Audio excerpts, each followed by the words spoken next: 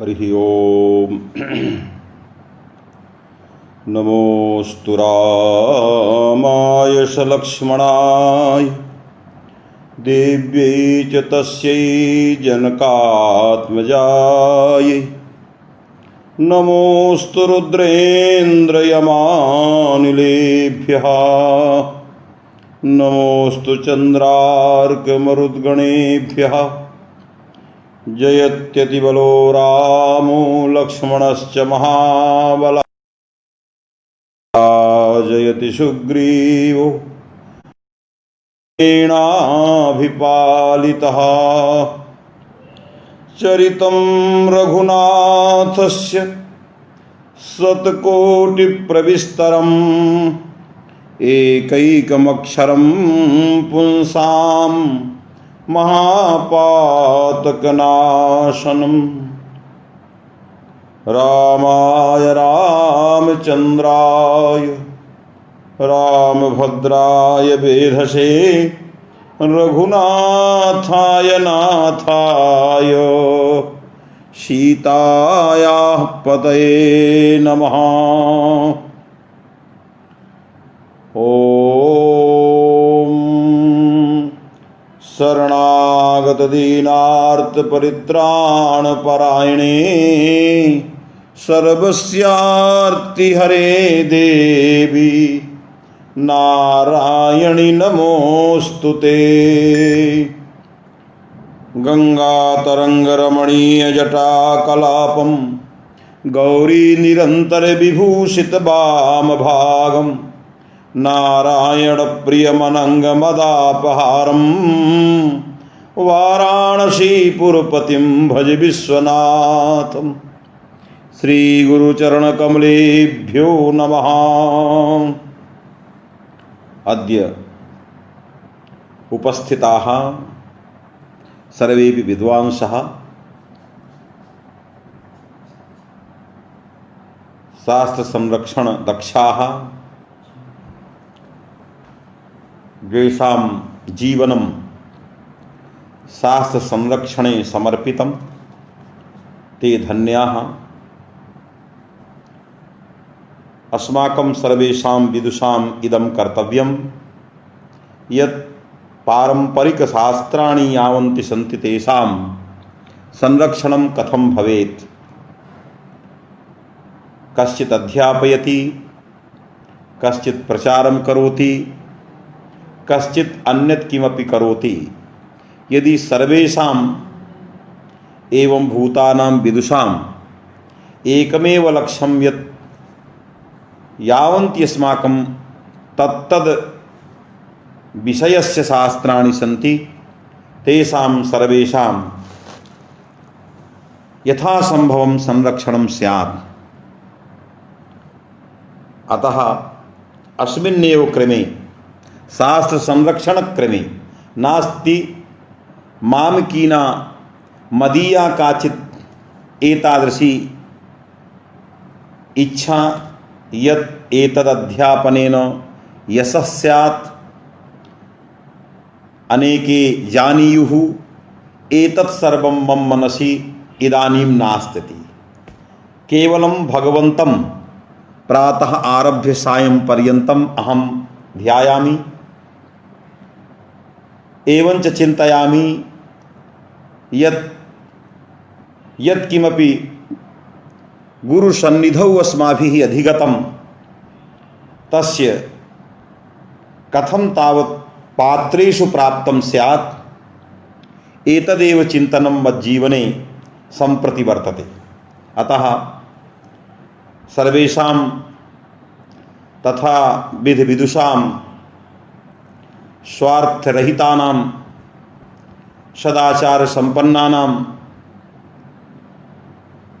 तथा विधिविदुषां सर्वेषां सज्जनानाम् अहं स्वागतं हृदयेन करोमि।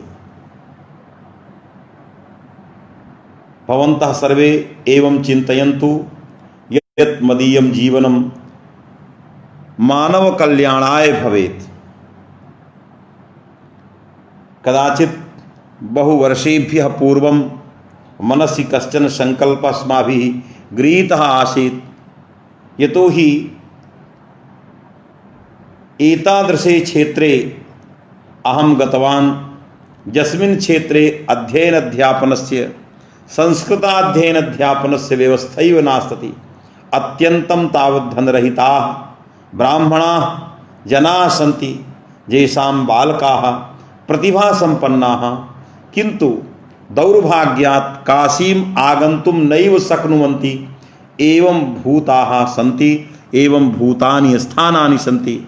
तस्मिन् स्थाने कश्चन संस्कृत संरक्षणाय काचित् संस्था, कश्चन विश्वविद्यालयः, कामदगिरि संस्कृत विश्वविद्यालयः भवेत् इति मज्जीवनस्य संकल्पः। तमेव संकल्पमाश्रित्य इदानीं यत्किमपि भवति बुद्ध्या तत्सर्वं भवतां समक्षे अहम् उपस्थापयामि। सर्वेषां पुनः स्वागतं करोमि, प्रकृतम् अनुसरामि। ह्यः श्रीमद्भिः कारक लक्षणमधिकृत्य कारकेति सूत्रमधिकृत्य ज्ञातं यत् कारकाणि षट् भवन्ति। षट्सु कारकेषु क्रियाजनकत्वं कारकत्वम् इदं लक्षणं गच्छति न वा? एतस्मिन् विषये अस्माभिः नागेश दिशा सर्वेषां कारकाणां स्वस्व अवान्तर व्यापार द्वारा प्रधान क्रिया निष्पादकत्वेन क्रियाजनकत्वं बोध्यम् इति लक्षण समन्वयोक्तिः नागेशस्य भवतां पुरतः मया इयम् उक्तिः नागेशस्य उपस्थापिता। तत्र रात्रौ के श्रोतारः किं किं लिखितं मया अल्पीयसा कालेन दृष्टं। यतो हि समयः तादृशः नास्ति, नाहं पश्यामि कः पश्यति कः न पश्यति, किं लिखति किं न लिखति। किन्तु केनचित् विदुषा लिखितं यत्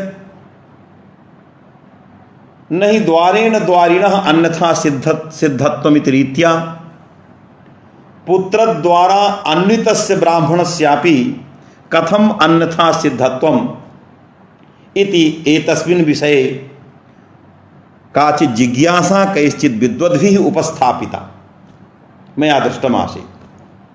सत्यं तेषां प्रश्नः अत्यन्तं समीचीनः। एवञ्च अन्येपि केचन एवं भूताः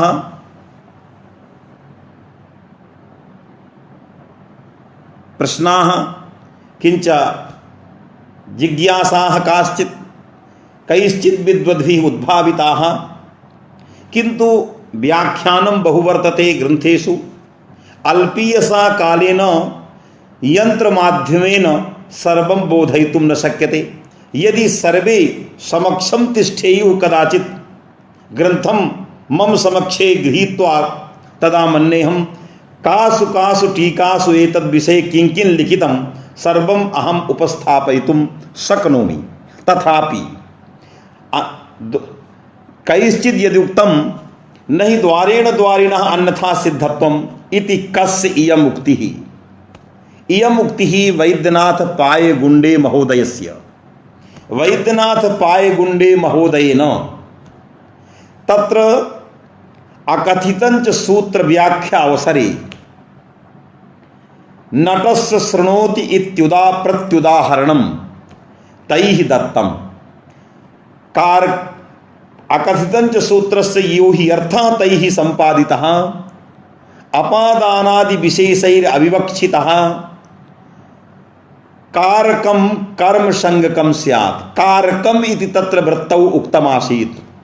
तमेव कारकम् इति गृहीत्वा वैद्यनाथ पायगुण्डे महोदयेन उक्तं कारके किम् अकथितञ्च सूत्रे कारके इति कथं दीयते इति संदर्भं गृहीत्वा तैरुक्तं।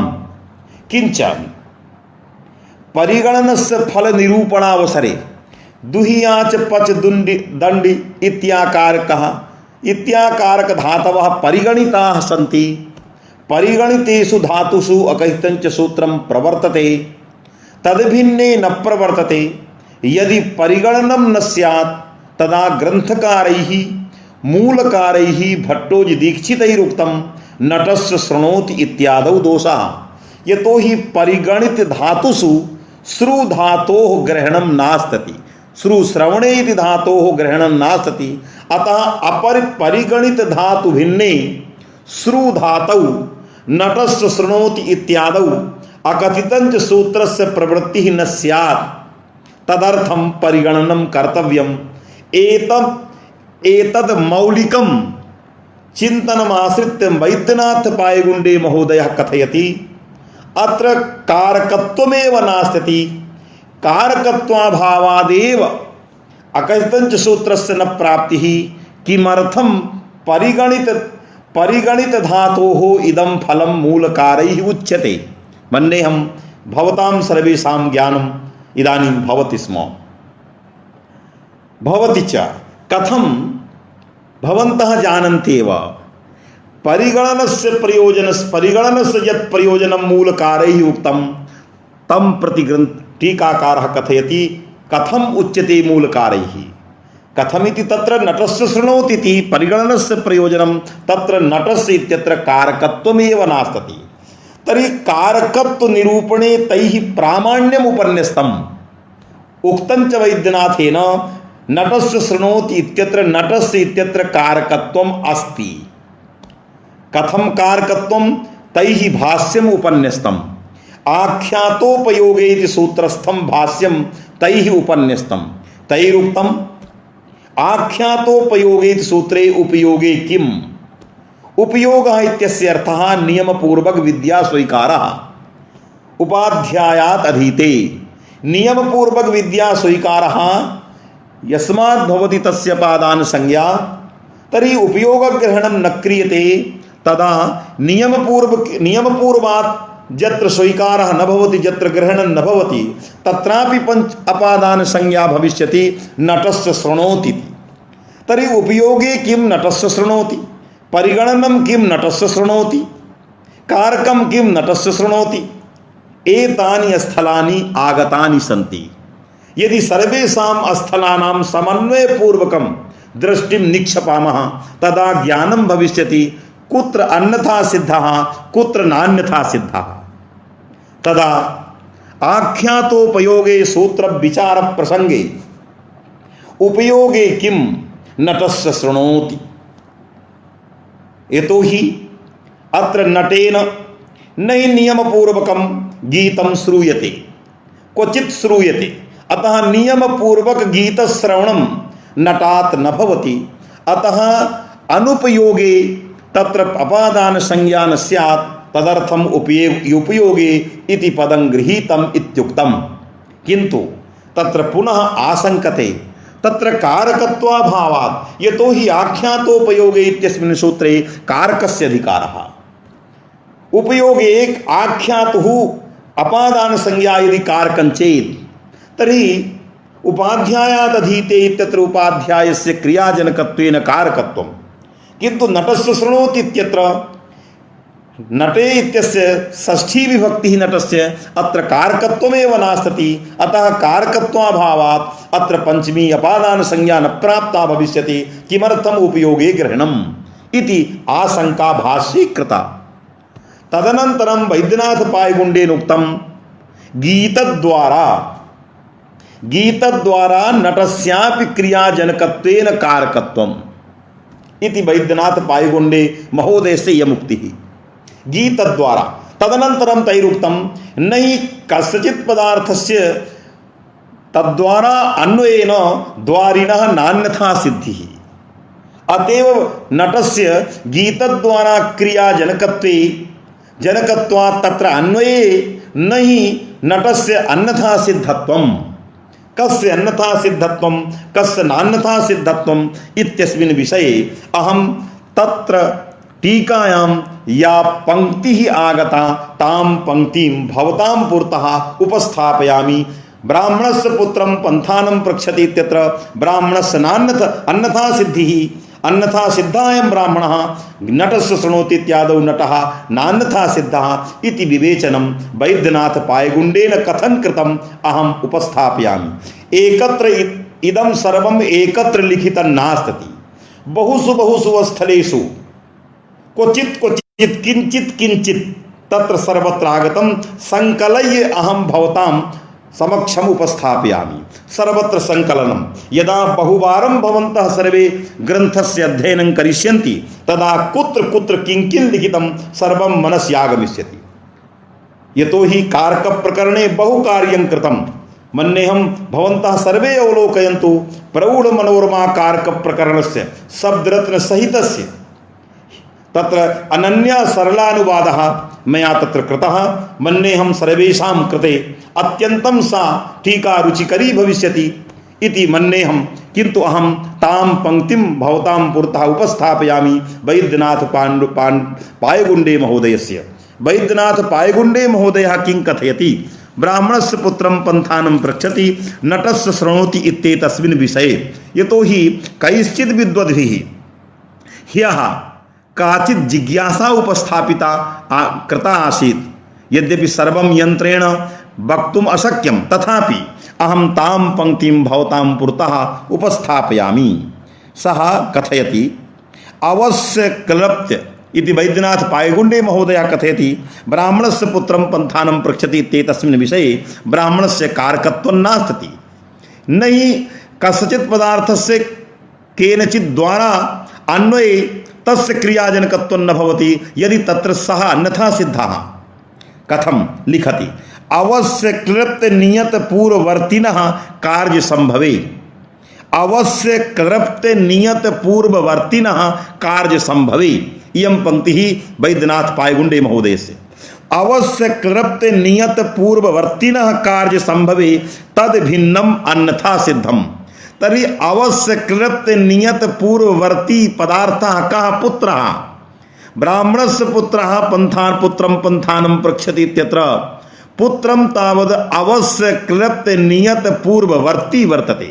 तर्हि एतस्य पूर्ववर्तिनः कार्य संभवे क्रियाजनकत्व रूप कार्य संभवे तद भिन्नस्य ब्राह्मणस्य अन्यथा सिद्धे अन्यथा सिद्धिः इति। यदि पुत्रेणैव क्रिया प्रक्षिक्रियायाः तत्र निर्वाहः तर्हि तत्र ब्राह्मणस्य उपयोगः नास्ति। किन्तु नटं विना तत्र श्रवणस्य निर्वाहः असंभवः।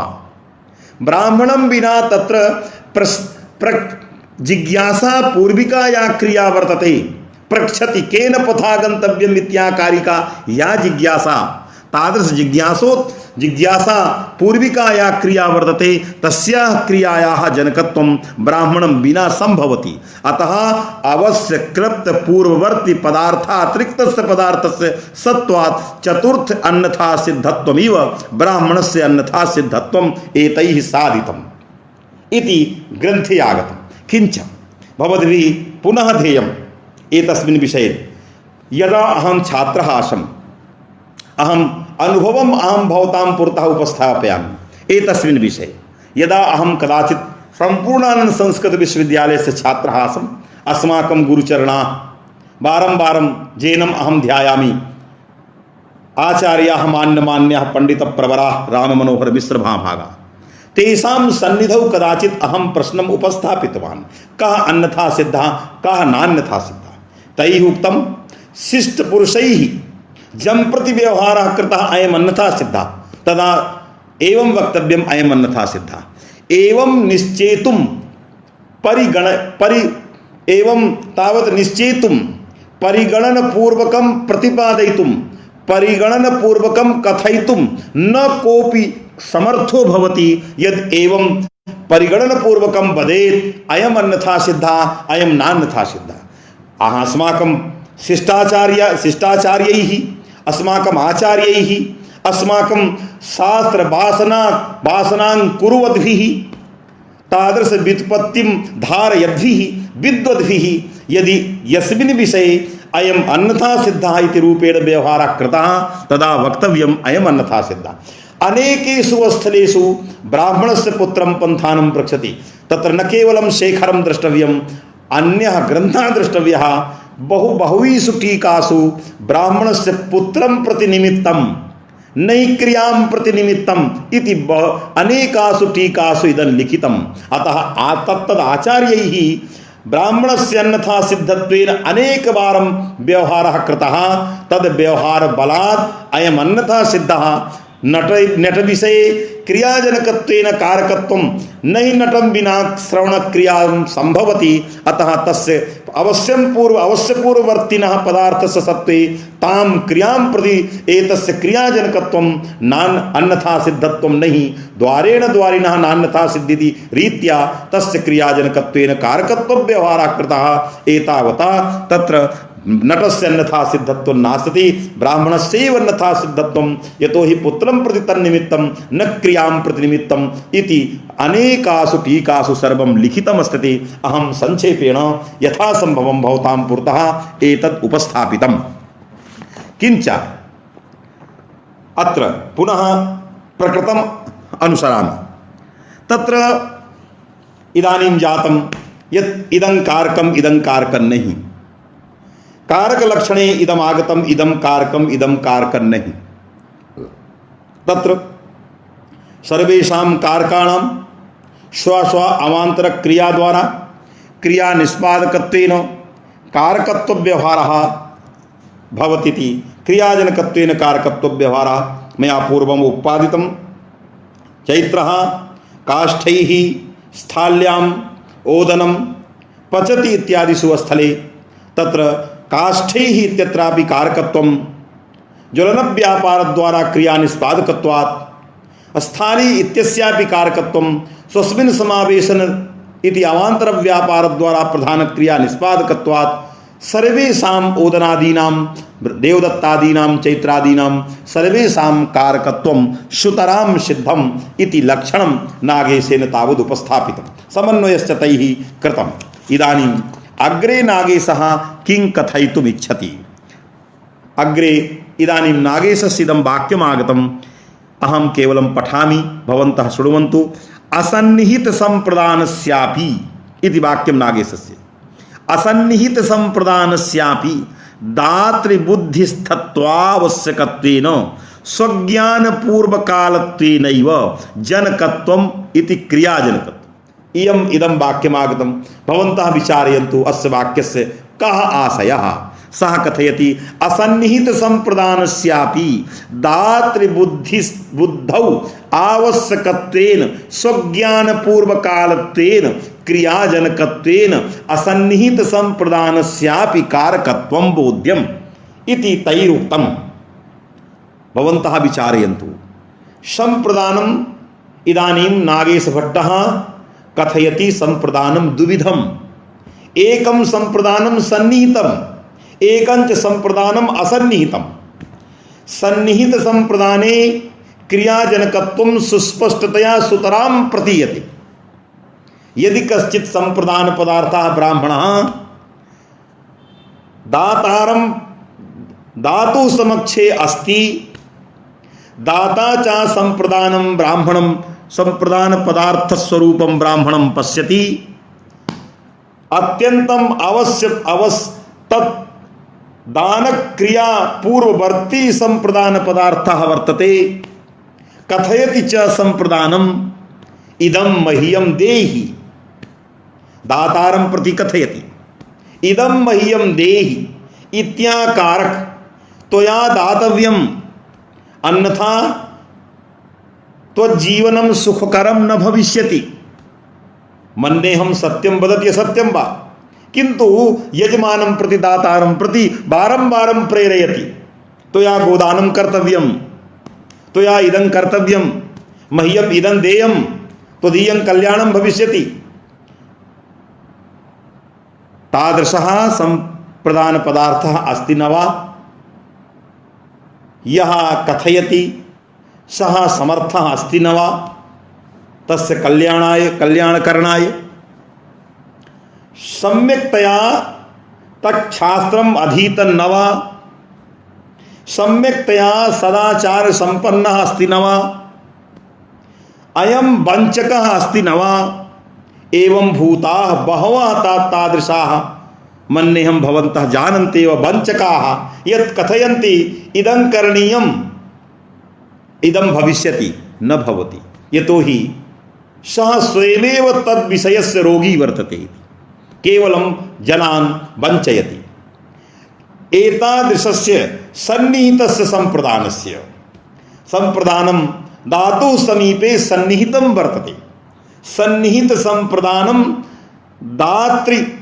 धातुः कृते दानं प्रेरयति, जेन अयं दाता तस्मै संप्रदानाय ददाति। अतः दानक्रिया जनकत्वम् आगच्छति संप्रदाने सन्निहित संप्रदाने। एतावता सन्निहित संप्रदानस्य तावत् कारकत्वं सुतरां भवति इति सन्निहित संप्रदानस्य कथा वर्तते। किन्तु असन्निहित संप्रदानम्, असन्निहितं संप्रदानं कुत्र भवति? यदा भवन्तः गृहे तिष्ठन्ति, भवतां पुरोहितः इदानीं विदेशे अस्ति, अन्यत्र कुत्रचित् अस्ति, पुरोहितः भवतां पुरतः समीपं नास्ति, किन्तु केनचित् साधनेन आहोषित स्वयमेव दाता तं जानाति, असन्निहित पुरोहितमपि जानाति।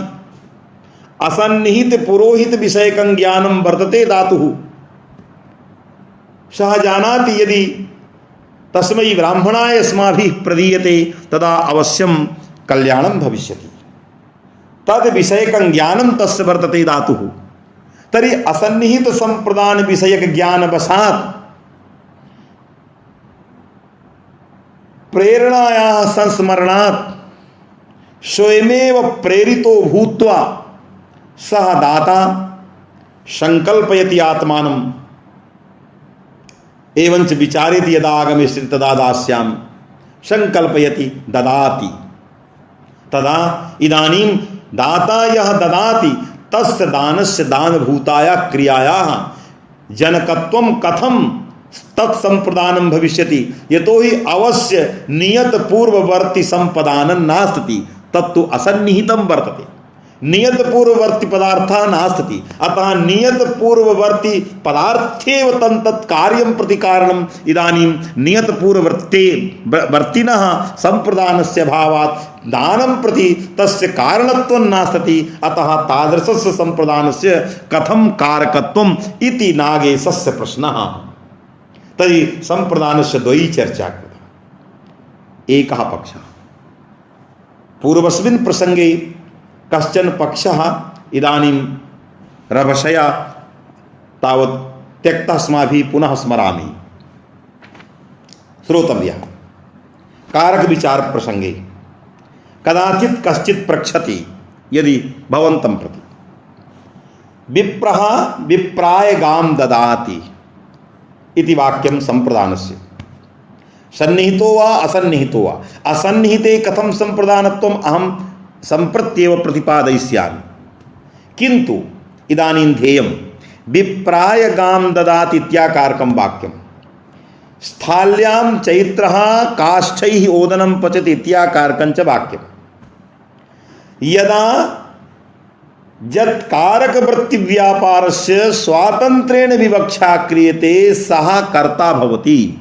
यथा काष्ठवृत्तिव्यापारस्य ज्वलनस्य स्वातन्त्र्येण विवक्षा तदा काष्ठानि पचन्ति।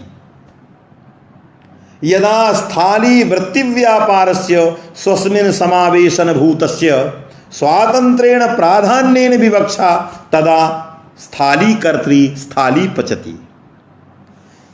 एवंच एतद् रीत्या यद्यद् वृत्ति धनुषा विद्यति, धनुर्वृत्तिव्यापारस्य स्वातन्त्र्येण विवक्षा धनुर्विद्यति, काष्ठानि पचन्ति। तर्हि कारणस्य अधिकरणस्य ओदनवृत्तिव्यापारस्य अवान्तरव्यापारस्य स्वातन्त्र्येण विवक्षा ओदनः पचति, यस्य कर्मोद्भावः ओदनः पच्यते इति।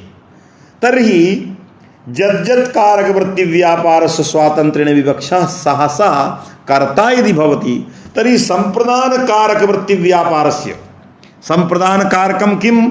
विप्राय गां ददाति। विप्राय गां ददाति इति संप्रदानं कारकं। संप्रदानकारकवृत्तिव्यापारस्य संप्रदानकारकवृत्तिव्यापारः कः? दानवृत्तिव्यापारः धातुः वर्तते। किंतु संप्रदान वृत्ति विप्रवृत्ति व्यापारः कहा विप्रवृत्ति व्यापारः इदं मह्यम देहि इत्याकारक प्रेरणा रूप व्यापार। यदि प्रेरणा रूप व्यापारः यतो हि अयं प्रयोजकः विप्रस्तु प्रयोजकः प्रयोजक वृत्ति व्यापारः विप्रस्य वर्तते तद्वृत्ति व्यापारस्य यदि स्वातंत्र्येण विवक्षा क्रियते तदा विप्रः गां ददाति इदं वाक्यं किं भवितुमर्हति। किंच अस्वात् देवदत्तः अस्वात् पतति इत्यत्र अस्वात् इति अपादान कारकम् अस्वेपि कश्चन व्यापारः यतो हि यदि कारकेषु व्यापारं न भवेत् तदा इदं कारकमिति वक्तुम् अशक्यम्। अतएव तस्य क्रियायाम् अन्वयः यदि अपादान वृत्तिः यः व्यापारः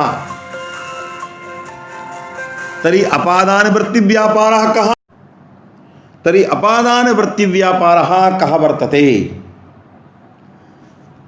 अस्वात् देवदत्तः पतति मध्ये व्यवधानम् आगतमासीत् अतएव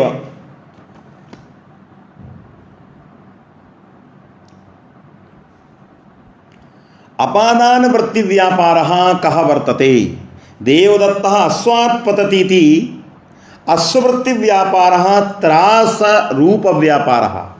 अयम् अश्वः अत्यन्तं त्रासयुक्तः संत्रस्तः तर्हि त्रास व्यापारः त्रास व्यापारः यः अश्वे वर्तते तद्वृत्ति व्यापारस्य यदि स्वातंत्र्येण विवक्षा क्रियते तदा किम अस्वात् पतति इत्येतदर्थकं वाक्यम् अश्वः पतति वाक्यं साधु न वा इति विचारः क्रियताम् विचार्यताम्।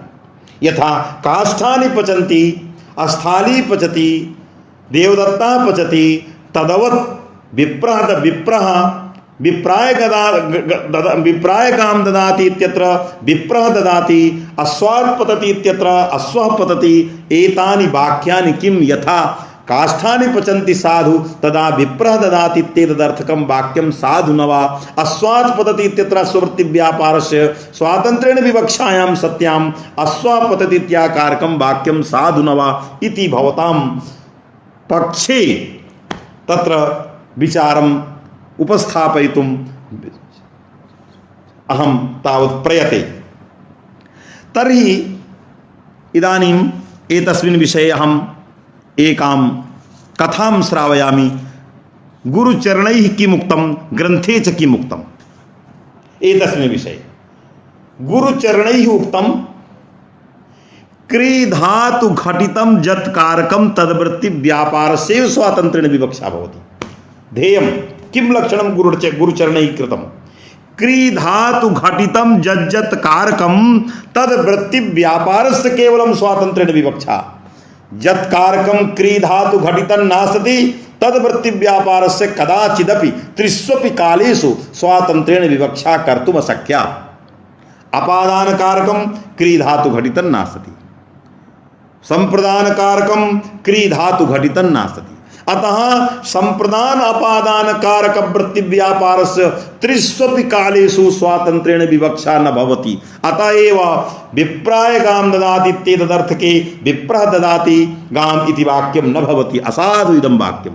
यतो हि गुरुचरणैः उक्तं मिश्र महाभागैः अस्माकं तावत् शुभचिन्तकैः उक्तं क्रीधातु घटितं यत् कारकं तदेव कारकं तद्कारक वृत्ति व्यापारस्य स्वातंत्र्येण विवक्षा इति गुरुचरणानाम् अनुभवः।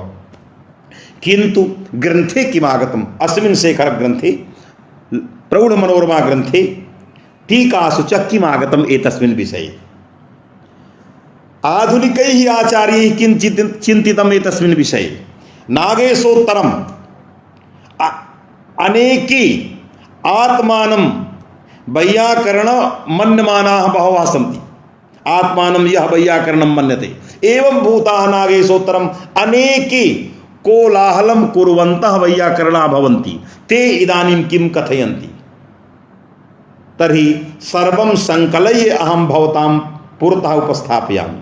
नागेशभट्टः कथयति यत् कारक वृत्ति व्यापारः धातुवाच्यः नागेशस्य उत्तरं किमस्ति गुरुणा गुरुचरणैः किमुत्तरं दत्तं क्री धातु घटितं यद्यत् कारकं तत्कारक वृत्ति व्यापारस्य स्वातन्त्र्येण विवक्षा अपादान संप्रदानिति कारकं क्री धातु घटितं नास्ति अतः तद्वृत्ति व्यापारस्य त्रिष्वपि कालेषु स्वातन्त्र्येण विवक्षा न भवति इति श्रीमतां मिश्र महाभागानां गुरुचरणानाम् अयमाशयः ये सम्प्रति असन्नपि सन्ति असन्तोपि सन्ति इदानीं बारं बारं मां प्रेरयन्ति किंच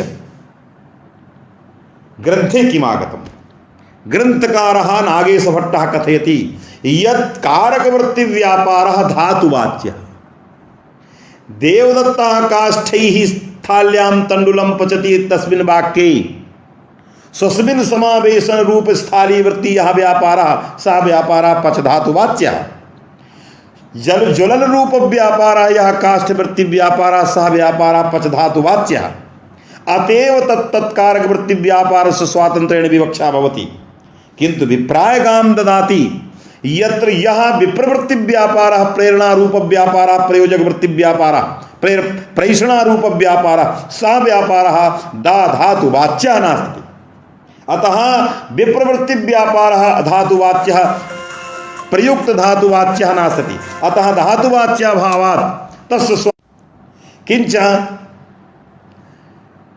विप्रवृत्ति व्यापारः यः प्रेषणारूप व्यापारः सः व्यापारः दा धातुवाच्यः नास्ति अतएव धातुवाच्याभावात् वाच्यत्वाभावात् विप्रवृत्ति व्यापारस्य स्वातन्त्र्येण विवक्षा कर्तुम् अशक्या इति नागेशस्य अभिप्रायः किंच अस्वात् पतति इत्येतत् वाक्ये अश्ववृत्तिः यः व्यापारः त्रासादि व्यापारः यतः अयम् अश्वः अत्यन्तं भीतः अतएव देवदत्तः एतस्मात् पतति अस्खलितश्च एवञ्च अश्ववृत्तिः यः व्यापारः त्रासादि व्यापारः सः व्यापारः कदाचिदपि पत धातुवाच्यः नास्ति अतः धातु वाच्यत्वाभावात् धातु अवाच्यत्वात् अपादान वृत्ति व्यापारस्य त्रिष्वपि कालेषु स्वातन्त्र्येण विवक्षा न भवति अतः इति ग्रंथकारस्य इदं तात्पर्यं धातु यत् कारक वृत्ति व्यापारः धातुवाच्यः तत् कारक वृत्ति तदेव कारक वृत्ति व्यापारस्य स्वातन्त्र्येण विवक्षा यदि धातुवाच्यः तत्तत् कारक वृत्ति व्यापारः नास्ति तदा तस्य व्यापारस्य त्रिष्वपि कालेषु स्वातन्त्र्येण विवक्षा कर्तुम् अशक्या इति एतस्य नागेशभट्टस्य अभिप्रायः तत्र न लिखितं क्वचिदपि नागेशभट्टेन क्री धातु घटित कारकस्य किन्तु गुरुचरणैः कीदृशम् अनुभूतं क्री धातु घटितं यत् कारकं तत् कारक वृत्ति व्यापारस्य इति गुरुचरणानां पृथक् सिद्धान्तः स्वान्तः सुखायतैरुक्तं महान् अनुभवः तेषाम् आसीत्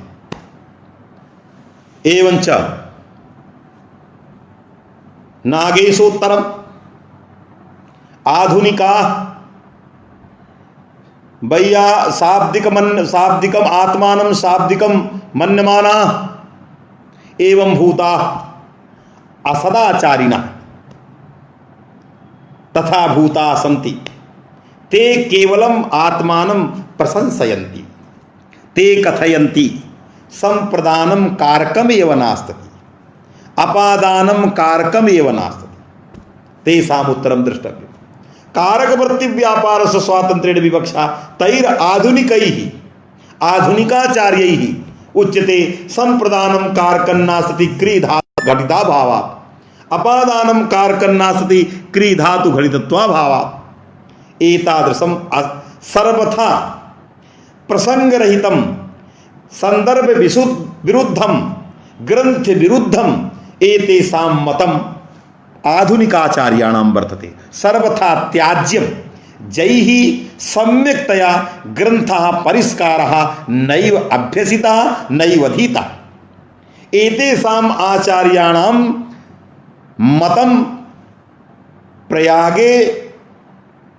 यथा अस्माभिः उत्सर्जनं क्रियते तदवत् एतादृशानाम् आचार्याणां मतं सर्वथा त्याज्यं वर्तते न ग्राह्यं ग्रंथ विरुद्धत्वात् अतः क्वचिदपि कैश्चित् अस्माकं पारंपरिकैः आचार्यैः गुरुभिश्च न केनापि उक्तं संप्रदानं न कारकम् अपादानं न कारकम् स्वयमेव कारकादत्त श्रुतयोर आशिषि इत्यस्मिन् सूत्रे सूत्र व्याख्यावसरे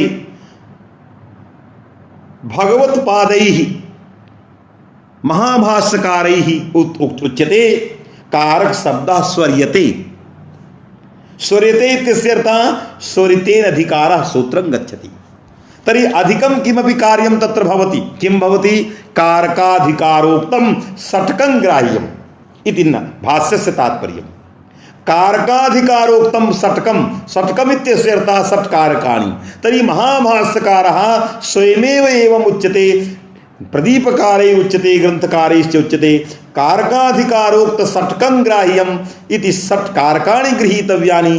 कथम एते आधुनिका पंडितं मन्यमानाः एते आचार्याः एवं ब्रुवति यत् अपादानं न कारकं संप्रदानं न कारकं सर्वथा ग्रंथ संदर्भ हानि ग्रंथ संदर्भ विरुद्धा। अतः एते सर्वथा त्याज्याः अन्यथा पारंपरिक शास्त्राणां संरक्षणं भवितुं नार्हति।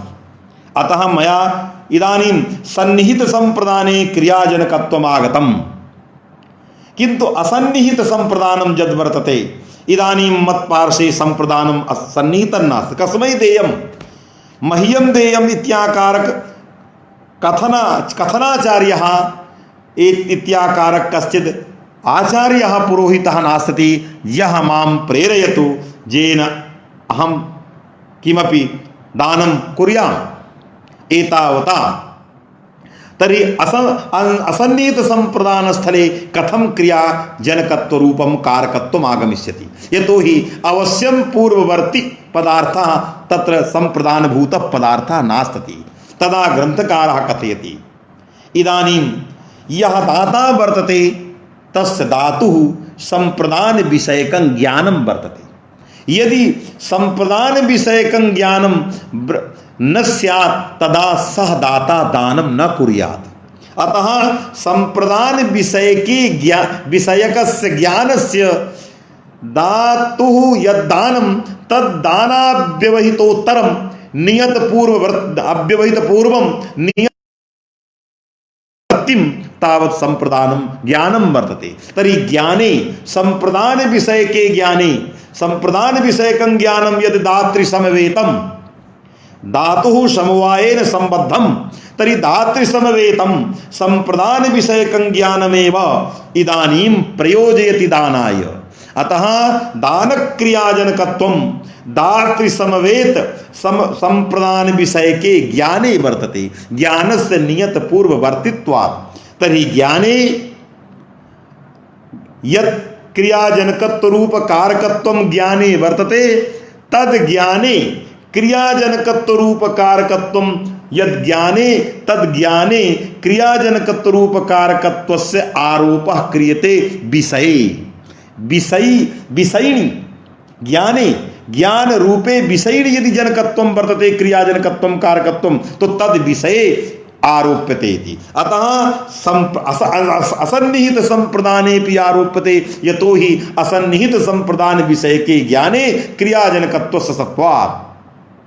इदमेव उत्तरं लिखति नागेशभट्टः। अवलोकयन्तु सर्वे। असन्निहित संप्रदानस्यापि दातृबुद्धिस्थत्वावश्यकत्वेन असन्निहितं संप्रदानं दातृबुद्धौ वर्तते। तर्हि दातृबुद्धौ किं वर्तते? तद्विषयकं ज्ञानं वर्तते। अतएव तत्र लिखति संप्रदान ज्ञानवर्तिन्याः दान जनकतायाः संप्रदाने असन्निहिते संप्रदाने आरोपः। संप्रदान ज्ञान वर्तिन्याः दान जनकतायाः असन्निहितेपि संप्रदाने विषयेपि आरोपः भवति। अतएव लिखति दातृबुद्धिस्थत्वावश्यकत्वेन स्वज्ञान पूर्वकालत्वेन स्वज्ञान संप्रदान विषयक दातृसंवेत संप्रदान विषयकं यद् ज्ञानं तद् ज्ञान पूर्वकालिका दान क्रिया वर्तते। संप्रदान विषय ज्ञानाव्यवहितोत्तरवर्ती दान दान क्रिया वर्तते। दान क्रिया व्यवहित पूर्व अवश्यम अव्यवहित नियत पूर्ववर्ती संप्रदान विषयकं ज्ञानम। अतः स्वज्ञान पूर्व कालत्वेनैव क्रियाजनकत्वम असन्निहिते संप्रदाने आगतम। एतावता असन्निहितेपि संप्रदाने क्रियाजनकत्वम आगतम। तर्हि असन्निहित संप्रदानस्यापि दातृबुद्धिस्थत्वात् आवश्यकत्वेन स्वज्ञानपूर्वकालत्वेनैव जनकत्वं क्रियाजनकत्वं बोध्यम्। एवञ्च अस्तोकं पचति इत्यादावपि फलस्यापि यथा देवदत्तस्तोकं पचति देवदत्तः पचति इत्यादौ देवदत्ते दरवाजा बंद कर दो। यथा देवदत्ते क्रियाजनकत्वं तथा स्तोकं पचति इति वाक्ये अस्तोक पदार्थ अस्तोकं किं कुत्र अन्वयः स्तोकस्य विक्लितौ। तर्हि अभेद संबंधेन स्तोकस्य विक्लितौ अन्वयः अस्तोकाभिन्नाया विक्लितिः तदनुकूल व्यापारः। यथा ओदनस्य क्रियाजनकत्वेन कारकत्वं तथा फलात्मे फलस्वरूपाया विक्लितिस्वरूपाया स्तोकः वर्तते स्वरूपः। तस्मिन् स्तोकेऽपि फलात्मकस्य फलात्मके स्तोकेऽपि क्रियाजनकत्वं सुतरां सिद्धम्। एतावता क्रियाजनकत्वेन तस्यापि कारकत्वम् आगतम्। किंच अग्रे कथयति नागेशभट्टः घटं करोति घटम अस्मरति। घटं करोति इदानीं घटः नास्ति कथम इदानीं क्रियाजनकत्वं घटम उत्पत्समानं वर्तते। एवं घटम अस्मरति इदानीं सन्निहितः घटः नास्ति स्मरति। तर्हि कथं तावत् क्रियाजनकत्वं। तर्हि घट विषयकं ज्ञानं वर्तते। तर्हि ज्ञाने क्रियाजनकत्वं ज्ञाने ज्ञानवृत्ति यत् क्रियाजनकत्वं तद् विषयेपि आरोप्य घटं करोति घटं स्मरति इत्यादौ क्रियाजनकत्वेन कारकत्व व्यवहारः बौद्ध घटादि। अतएव कथयति बुद्धौ तावत् घटः वर्तते। बुद्धिस्थं घटम् उद्दिश्य घटं करोति बुद्धिस्थं घटं स्मरति। तर्हि बुद्धौ अस्माकं घटः वर्तते। तस्मिन् बुद्धिस्थे घटे क्रियाजनकत्वस्य सत्वात् बाह्य घटेपि तत्क्रियाजनकत्वम् आरोप्यते। एतावता स्मरणादि क्रिया निष्पादकत्वेन सर्वेषां घटादीनां कारकत्वं स्तोकादीनां कारकत्वं बोध्यम्। इदानीं कारके सूत्रस्य शेखरोक्तदिशा समग्रमपि व्याख्यानं यथा अनुभवम् अस्माभिः भवतां पुरतः उपस्थापितं। मन्येऽहं सर्वेषां कृते इदं कल्याणाय भविष्यति। अतएव अत्रैव उक्त्वा सर्वान् विदुषः नमस्कृत्य अत्रैव अहं विरमामि समापयामि। धन्यवादाः। नमस्कार।